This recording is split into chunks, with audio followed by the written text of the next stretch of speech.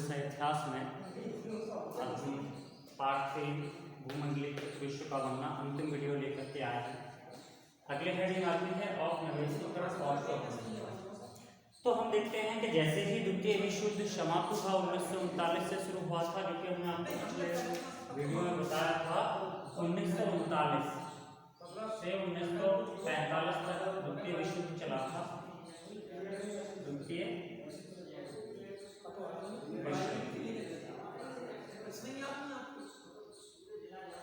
1939 से लेकर 1945 तक चला था। तो लगभग कई देशों की आर्थिक समस्याएं या कह सकते हैं आर्थिक गतिविधियां कमजोर हो गई थी।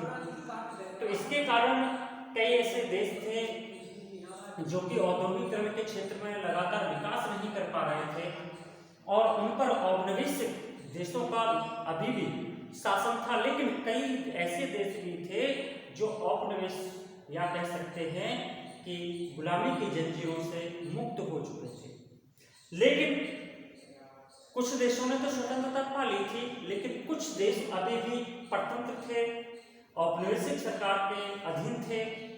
तो वहां पर सबसे बड़ी समस्या ये थी कि वो कैसे विकास कर सके। तो इसके लिए उनके लिए ये एक सिस्टम लागू किया गया। उन्होंने ये विचार बनाया, जो परतंत्र थे, औपनिवेशिक सरकार के अधीन थे, उनका मानना यह था कि हमारे यहाँ पर जितने भी संसाधन हैं, उन संसाधनों को कम से कम निर्यात करने की हमारे पास शक्ति तो होना चाहिए, हमारे पास अधिकार तो होना चाहिए। लेकिन उनके पास कोई ऐसे अधिकार नहीं थे। इसके लिए विश्व बैंक और IMF दोनों ही लगातार विकासशील देशों को, या कह सकते हैं जो देश की अर्थव्यवस्था कमजोर थी, उनको लगातार कर्ज भी दे रहे थे। तो परतंत्र देश भी अपनी अर्थव्यवस्था में लगातार वृद्धि कर रहे थे। अब आता है ब्रेटन वुड्स संस्थानों का विकल्प। देखिए, ब्रेटन वुड्स संस्थान अर्थात हम ब्रेटन वुड्स की व्यवस्था जो कहते हैं, इसमें समस्या ये थी कि जो देश गुलाम थे या परतंत्र थे, उनके लिए उनका संसाधनों का अधिकार नहीं था। जैसे मान लीजिए कोयला है, खनिज तेल है। जब इन देशों के पास से कोई संसाधन पर अधिकार नहीं था, तो ब्रेटन वुड्स संस्थान का एक विकल्प आया, G77।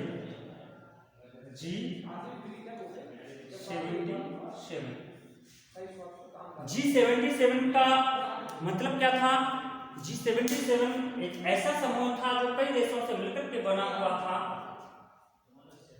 जिसने विकासशील देशों को, या कह सकते हैं औपनिवेशिक सरकार के अधीन देशों को, उनके संसाधनों पर नियंत्रण करवाया था। अर्थात संसाधनों पर जो अधिकार था वो औपनिवेशिक सरकार का अधिकार था।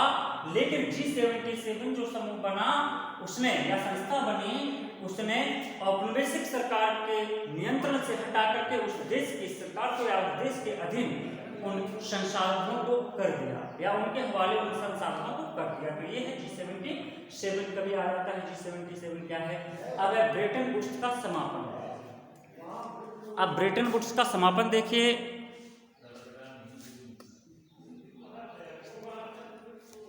ब्रेटन वुड्स लगातार, जब द्वितीय विश्व युद्ध से कई देशों की अर्थव्यवस्थाएं भी गड़बड़ा चुकी थी, उस समय अमेरिका वास्तविक में ही एक शक्तिशाली देश था, अर्थव्यवस्था में भी बहुत अच्छा था। लेकिन महंगाई, कह सकते हैं कि जब अन्य देशों की अर्थव्यवस्था खराब हुई, उसने कर्ज देना बहुत ही ज़्यादा, मतलब बड़े रूप में कर्ज देना शुरू किया, तो उसकी भी अर्थव्यवस्था खराब होने लगी। जब उसकी अर्थव्यवस्था खराब होने लगी, तो अमेरिका का जो डॉलर था, उसका मूल्य कम होने लगा। इसी कारण से वहाँ की जो विनिमय दर है वो कम होने लगी। विनिमय दर होती क्या है? विनिमय दर अंतरराष्ट्रीय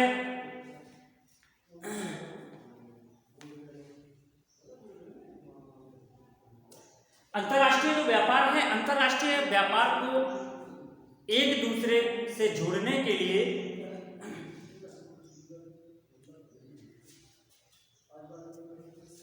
अंतरराष्ट्रीय व्यापार के लिए मुद्राओं को एक दूसरे से जोड़ना ही विनिमय दर कहलाती है। तो वहां पर विनिमय दर भी कम होने लगी।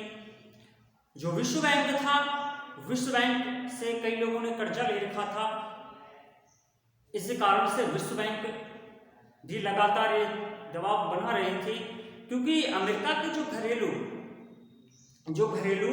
कर्जे थे, घरेलू कर्जे का मतलब है अमेरिका के लोग ही जब उनसे कर्जे लेते थे वो ही कर्जे नहीं चुका पा रहे थे। तो ब्रेटन वुड्स यहाँ पर जो विश्व बैंक बना था, उन्होंने जो समूह बनाया था वो समूह अच्छी तरह से सक्रिय नहीं हो पाया। आगे कम वेतन की भूमिका देखिए, कई देशों में अर्थव्यवस्थाएं गड़बड़ा रही थी। चीन की भी समस्या, चीन अपना अलग सिस्टम अपनाए हुए था। देखिए सभी लोग लगातार औद्योगिकरण के क्षेत्र में वृद्धि कर रहे थे, जबकि लेकिन औद्योगिकरण के क्षेत्र में वृद्धि करने के साथ साथ ही उनकी अर्थव्यवस्था मजबूत नहीं हो पा रही थी। जो औपनिवेशिक थे, अर्थात कह सकते हैं उद्योगों के जो पूंजीपति थे, उद्योगों के जो मालिक थे, उन्हें ज्यादा से ज्यादा बेनिफिट नहीं हो रहा था। तो इसी कारण से चीन में एक नई भूमिका क्या आई या नई रणनीति क्या बनाई कि जो भी औद्योगिकरण के क्षेत्र में पूंजीपति थे, उन्होंने अपने वेतन, अपने जो कर्मी थे उनको, कर्मियों को वेतन ही कम देना शुरू कर दिया। इसी कारण से उन्हें ज्यादा से ज्यादा फायदा होने लगा और कई औद्योगिक या कह सकते हैं कई पूंजीपति चीन में अपना उद्योग स्थापित करने लगे। करने का मतलब क्या था कि जब हमें श्रमिकों को कम वेतन देना पड़ेगा तो निश्चित हमें लाभ ज्यादा होगा। और कई देश अपनी सीमा शुल्क भी बढ़ा रहे थे, ठीक, आयात पर कर लगाते थे।